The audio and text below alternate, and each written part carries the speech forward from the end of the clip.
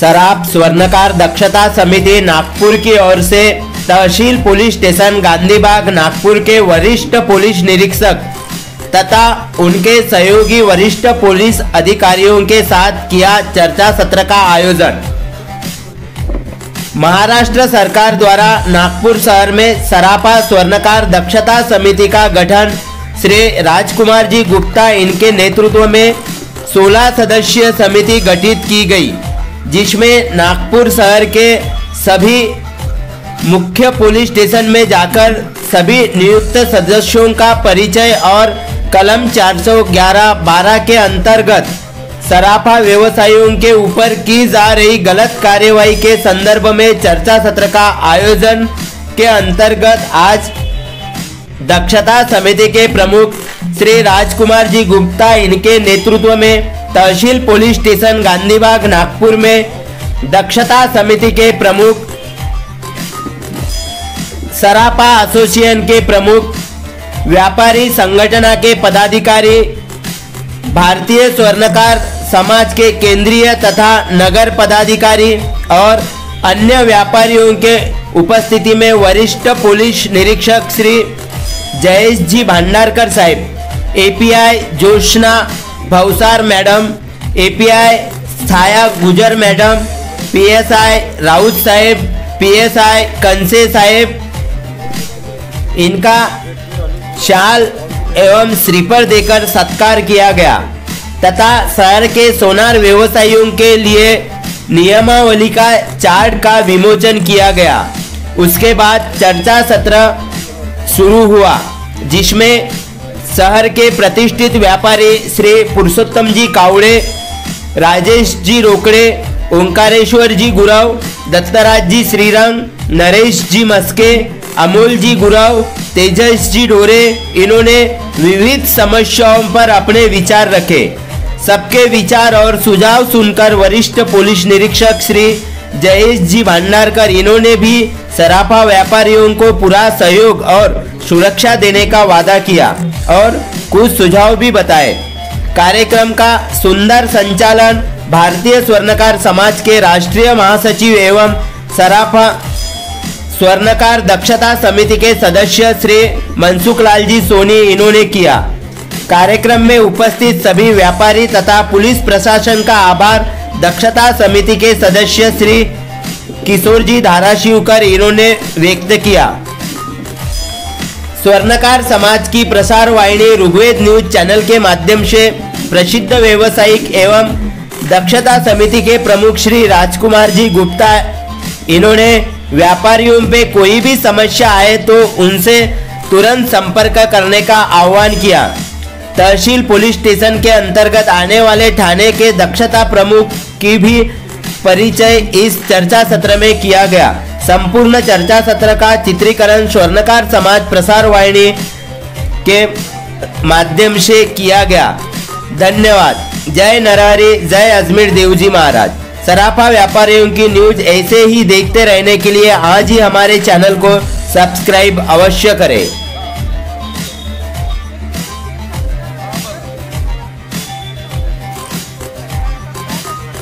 स्वर्णकार गलाई दक्षता समिति का गठन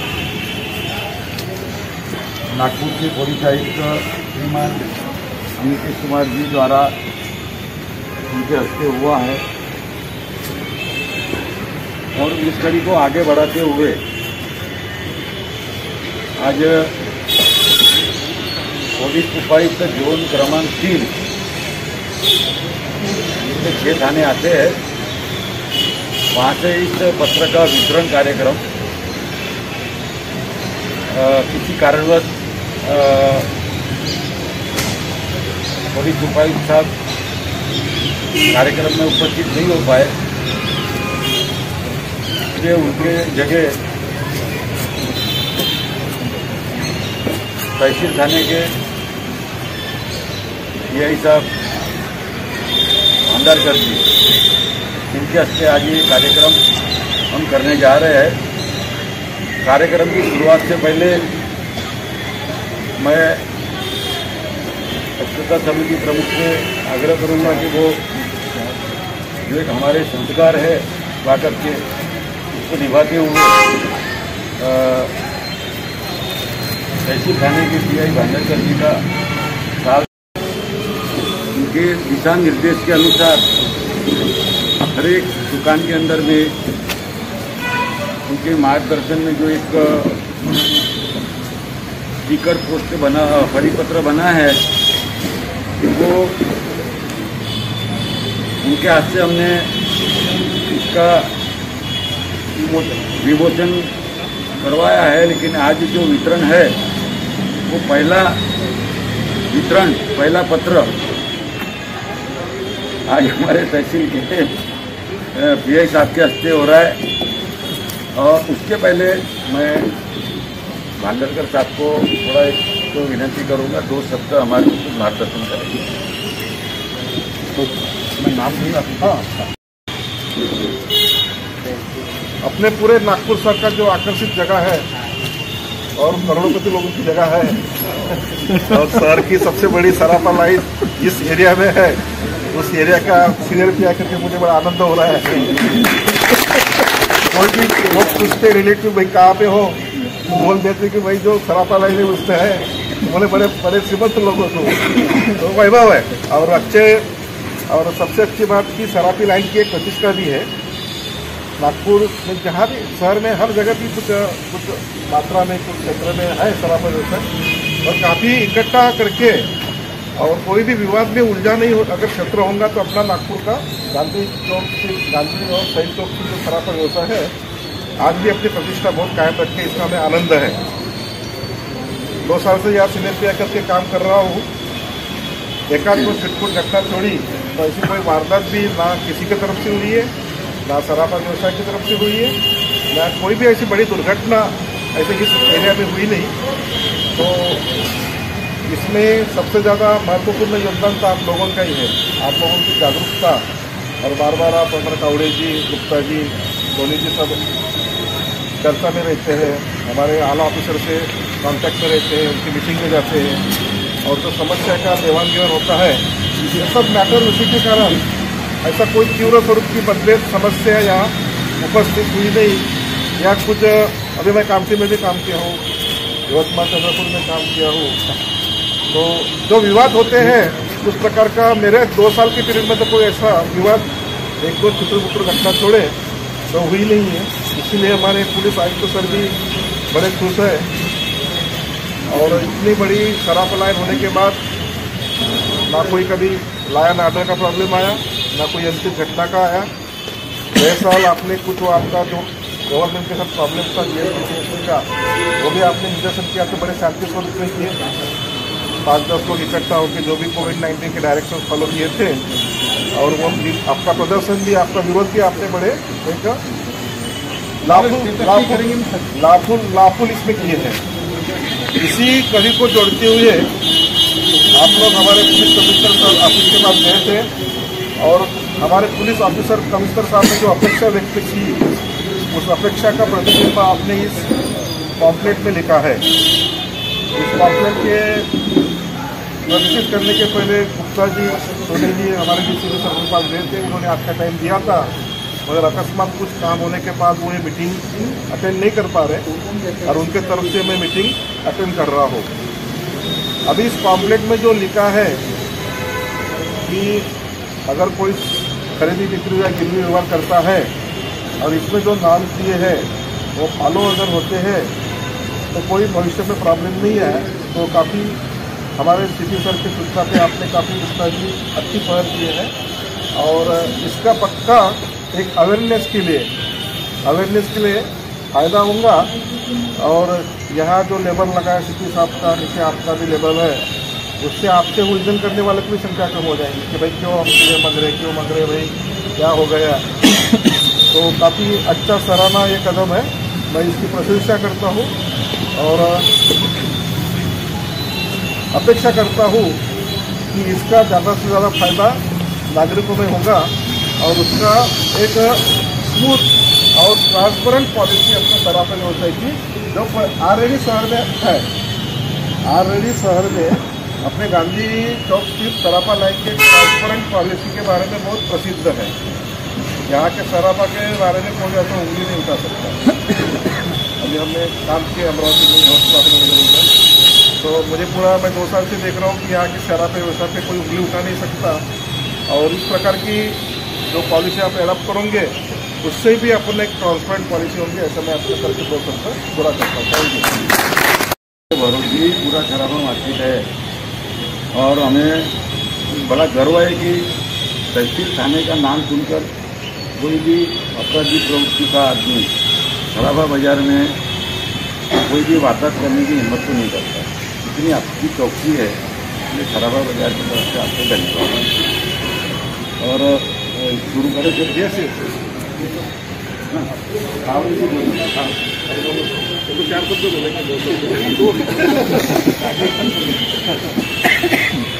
सबसे पहले तो सराफा व्यवसाय भाइयों की तरफ से मैं आपका स्वागत करता हूँ। हमें तो बहुत अभिमान है आपके ऊपर, कोई भी छोटी बड़ी समस्या भी रही तो आप हल कराएंगे। मुझे मालूम है 5-6 बार आपके दरबार में आया और दरबार में आने के बाद में इसके पहले बहुत से अनुभव आए थे, लेकिन जिस प्रकार से आपके अदालत में जो हमको अनुभव आया आपने मुझे हल करके दिया, इसके लिए तो मैं दोबारा आपके हमारे दिक्कत तो हमें तो कोई नहीं, क्योंकि हम आपके शिक्षा में दिए रहे और अच्छा काम हो रहा है, कोई दिक्कत नहीं। लेकिन एक बात आपको मान करना कि जब भी मीटिंग में बैठे हुए हैं तब वो एक इशू था, एक गलाय वाला। अपने परिसर में गलाय वाले भाइयों की बहुत बड़ी तादाद में संख्या है, तो वो एक समस्या जो है वो समस्या को हल करने की जवाबदारी, क्योंकि इस आपके साथ जब हमारी बात रही उस वक्त चिन्मय पांडे भी उन्होंने भी इस जिले में उनको भी एक मीटिंग कॉल करके आपके इसमें कॉल करेंगे। और जो समस्या जो दिक्कतें हमें आती है वहाँ क्या होता है, जो भी क्रिमिनल रहते हैं कोई भी सराफा व्यापारी की तरफ नहीं जाते, डरते हैं वो, क्योंकि क्यों जाए, क्योंकि वहाँ से हो सकता है क्योंकि इनकी तरफ से ये राजू जी रोकने बैठे हुए, इनके शॉप में भी अगर जाए तो ये कुछ ऐसे क्रिमिनल लोगों से बिजनेस नहीं करेंगे, तो डायरेक्ट कहा जाते हैं वो गलाय वाले की तरफ से जाके वो चीज़ जो साबुत रहती है उसको गलाकर वो उसके अंदर सोना फाइल करते हैं और उसके माध्यम से ये सोना मार्केट में बिकता है। तो उसके अंदर क्या होता है, सबसे मेन अहम भूमिका है वो गलाय वाले। तो ऐसे गलाय वाले हमारे इसमें गलाय वाले बहुत सारे हैं, लेकिन उसके अंदर 75% गलाय वाले अच्छे भी है, अच्छा काम भी कर रहे हैं, लेकिन 25% जो गलाय वाले हैं वो थोड़े गलत ग्राहक चल रहे हैं। उसके ऊपर हमारे सराफा एसोसिएशन के ऊपर जो दूसरों की जो निगाह है, गलत निगाह है, आपने पढ़ा भी होगा भास्कर पेपर में, क्या वो जो तो उस दिन बात भी किया मैंने सिटी साहब के सर, ये हमारे स्टोर से आपके और हमारे ये जो कटुता आ रही है भास्कर पेपर में जो न्यूज आई है, तो उसके जो कटुता आने का जो प्रश्न है तो वो नहीं आएंगे। तो मेन कारण कौन है, हमारे सराफा भाई नहीं, हमारे सराफा भाई नहीं 1% होंगे, इसका नहीं है। क्योंकि गलाय वाले के इसमें एक बार आप मीटिंग कॉल करके उनको आप समझाओ उनकी क्या नीड है, उनके कितने लोग हैं यहाँ और कौन कौन से परिसर में है, वो गलाय वाले भाई आपको बताएंगे कि इसका बिजनेस भी नहीं चलता, लेकिन उसका वो जो शांत होकर से कार से घूम रहा है, क्यों घूम रहा है, इसका भी कारण अपन ढूंढेंगे। लेकिन एक मीटिंग उनसे कॉल करके आपको और हम एक बार धन्यवाद देता हूँ और इसी इसके हमारे ऊपर हम भी आपके मार्गदर्शन के नीचे हम चलेंगे, ऐसे मैं आपको गवाही देता हूँ। कानून संविधान से ऊपर कोई नहीं, इस तरीके से कानून हमारे लिए बंधनकारक है कोई भी गलत चीज़ करने के लिए, सेम सरकारी विभाग के लिए भी, क्योंकि संविधान और कानून से ऊपर कोई भी नहीं है, मैं मानता हूँ। पिछले 10 साल के पहले की बात है, हर हफ्ते 2 हफ्ते में सराफा के तरफ पुलिस की गाड़ी आके खड़ी होती है। एक 15 साल जब हमारी विजिलेंस कमेटी बनी उसके पहले की बात बता रहा हूँ, हर हफ्ते 2 हफ्ते में कहीं की पुलिस आती थी, खड़ी हो जाती थी, फिर कोई चोर एक किसी का नाम बता देता था और वो नाम बताने के बाद हमारे पास तब तो CCTV भी नहीं थे, हमारे पास ऐसा कोई मतलब प्रूफ नहीं रहता था कि हम अपने आप को इनोसेंट या हम बेगुनाह ऐसा साबित करने का समय नहीं रहता था। और उस वक्त की परिपाटी ये होगी कि उस वक्त जो ज्वेलर्स था वो भर के देता था, उस वक्त कोई सोना का रहा था, उसके बाद 10 दिन का सोना उसकी पीजिए।